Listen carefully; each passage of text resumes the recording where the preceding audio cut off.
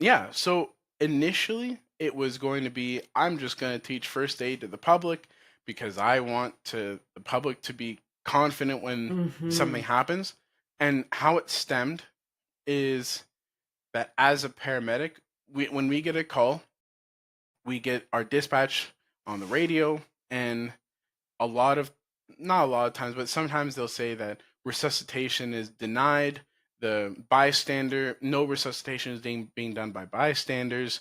Bystanders are, uncomfortable with the situation, and I started getting curious, like why is that? Why aren't people doing things if Yeah. everyone's work needs a first aid certificate? Yeah.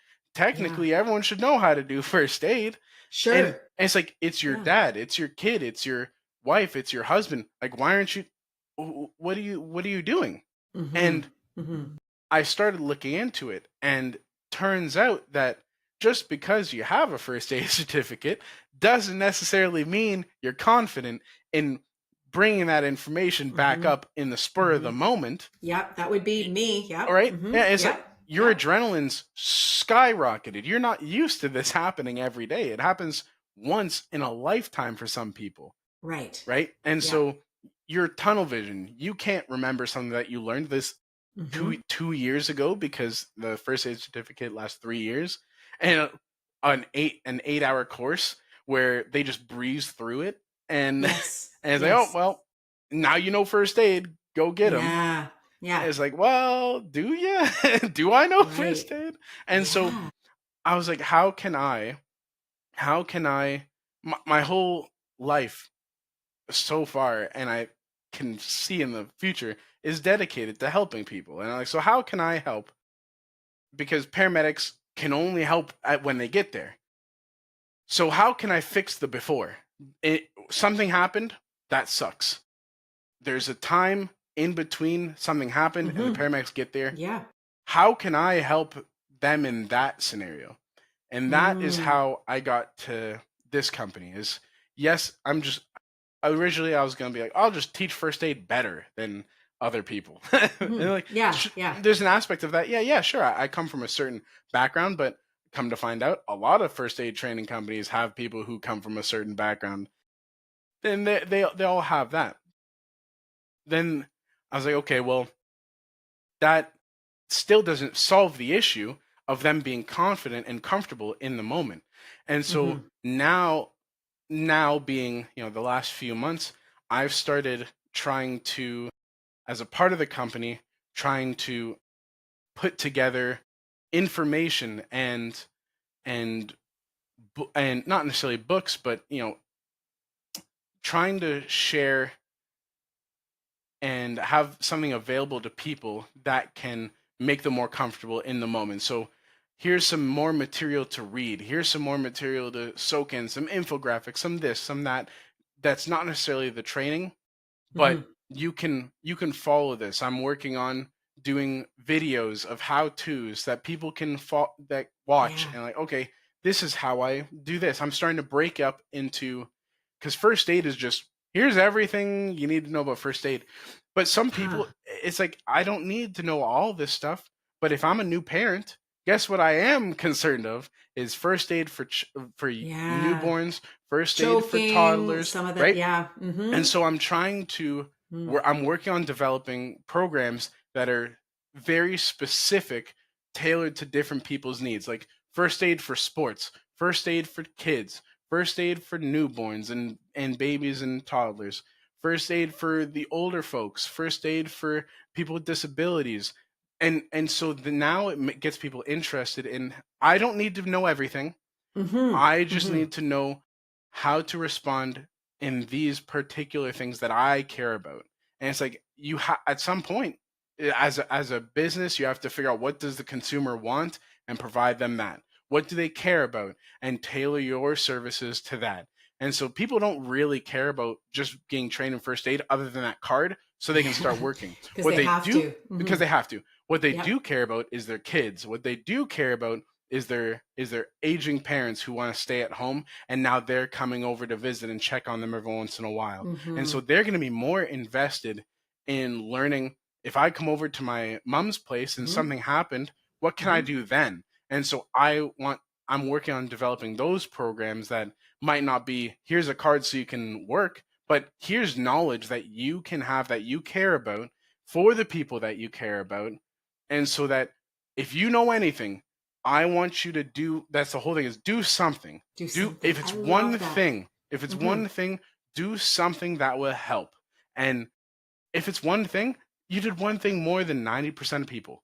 And that is being a hero in your own sense. And so in the same way that I saw the paramedics rush onto the field, is like your kid, your parents, your whoever is you're responding to, you are that person to them, and you've provided one piece of care that it makes a huge difference to them. And even the mindset of, hey, I might not do anything physically, but I can talk with you. I can comfort you while you're in that moment. I can be in this moment with you. And so you're not alone in that moment, and I can be with you until the paramedics get here. It's not always about, what 4x4 gauze, cling wrap can I do? Let me use my triangular bandage. Sometimes it's just say words to them, be there with them and comfort them through that moment, because people don't want to be alone in those moments. People want to have someone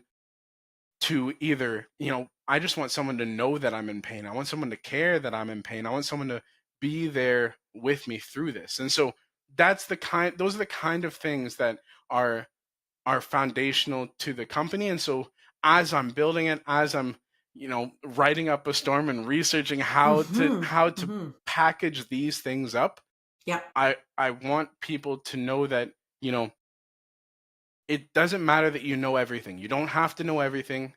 You just need to do something, and do something confidently. Whatever it is, do that one thing confidently, whether it's holding their hand, whether it's like, how comforting it is for a child to not see their parent freaking out and just responding confidently, and just hold their head and stroke their hair. Like, that's, you don't even have to deal with the bleeding. You don't have to deal with the broken leg. They just want to see someone who's calm, who has that presence and brings that aura of calm.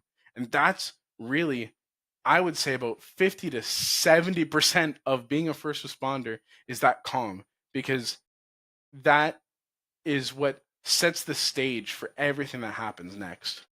Yeah, I would agree with you. Growing up, I have, and I hope the one parent doesn't watch this. I had a very calm parent and a freak out parent.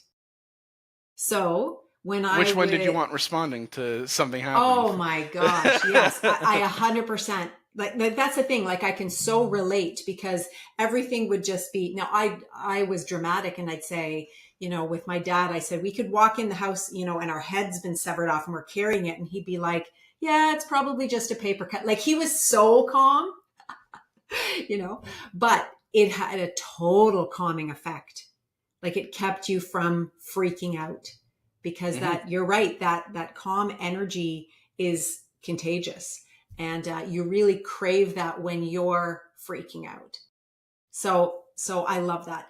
I've decided that what I would love to do with our last couple minutes, rather than the traditional rapid fire, is if you can think of 2 or 3 things that you could kind of teach the average person. So one of them might be this whole just be calm, but if there's a couple of other kind of commonly or could be commonly used tips that apply to lots of situations, that might be helpful for people listening. Something maybe from your material or that you've observed. Yeah.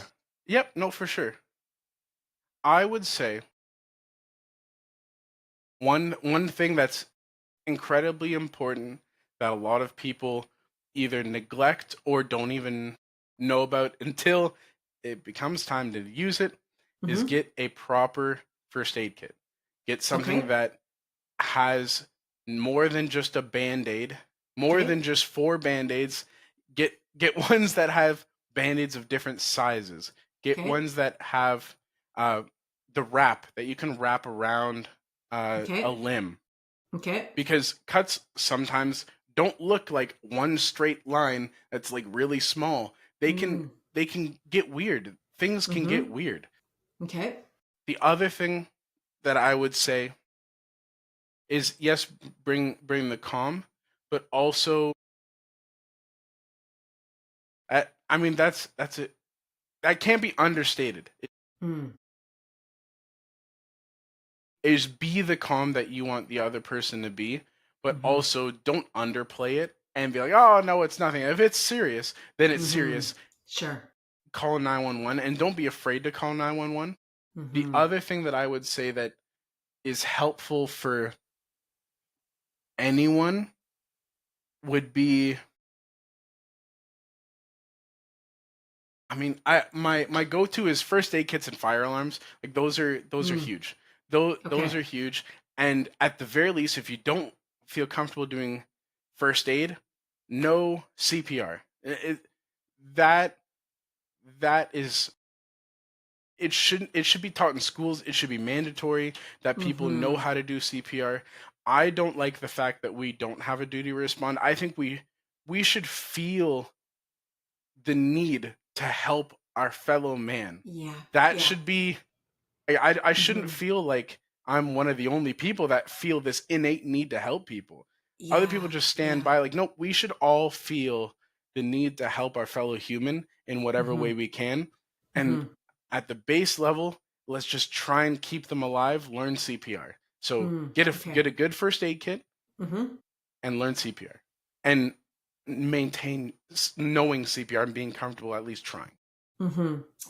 Okay, this has been so honestly like hopeful.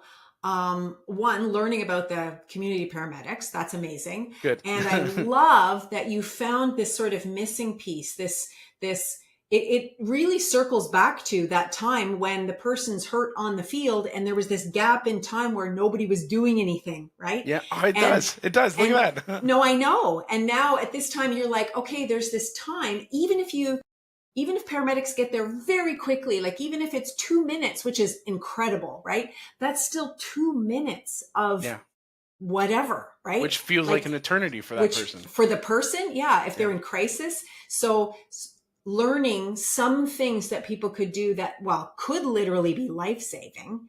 And like at a minimum, reduce the like trauma just by being there, being the calming presence. Like they could just bring everything down so it just Hmm. doesn't escalate and get out of control, right? So, man, I love this. Okay, so currently you are developing still material. Correct. Is there somewhere yet that people can find you? Do you have a website yet, or where? I Or have a website. It's okay, ready the number 4 everything.ca. mm-hmm. It's very basic. If you're in Central Alberta, you Uh-huh. can buy a first aid kit from me. Other than Okay, that, I'm do you put them together I like put with things? I don't put them together. There's a place called Wild Med Kits, actually Okay, in Ontario. yep, They put together our first aid kits, and he's great over there as well. So I have a website. You can check me out there. I also have a quarterly uh, newsletter that goes out, and that okay. has first aid tips, various different events that you could attend, whether it's in person or online. A That virtual, just yeah, excellent. Hmm. it's not only do I want people to respond, I want people to be a part of a healthy, caring community. And so it's not Mm, just responding, it's also having the confidence that your community is there for you and your mm, community is there for your family and your kids. So be a part of the community, whatever that means. Do something to help humanity, I guess. yeah. Oh my gosh. Yeah. No, I love this. I'm going to check out your website and yeah, tell people about this and watch as more of your, trainings come out. I think it's fantastic what you're doing. You are a rock star, my friend. Thank you. Thank you for having me. I really do appreciate it Oh, I and loved it. appreciate the any ability to share about the community paramedicine program. Yes. Other people know, let your friends know, let everyone know that it exists, and then Yes. let if you can, if you feel, an attraction to that, let your government officials know that you want it to actually be a thing because Hmm. it's not guaranteed. We Hmm. If we take it for granted, it will go away and it won't come back. And so Okay. we need to push that this is cemented in the paramedic field. Yes. And more of it. Yeah. Yeah. Great. Love it. I'm going to let you go because you have more important work to do. Thank you But very thank much. you for carving out the time. It's my pleasure.